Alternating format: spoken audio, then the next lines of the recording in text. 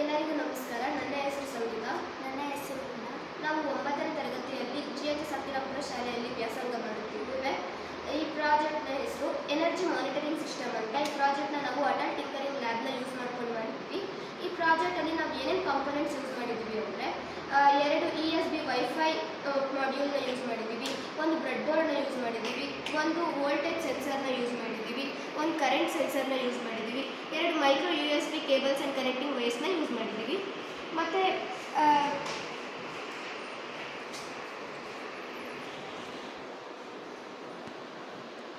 ಇದರಲ್ಲಿ ಇವಾಗ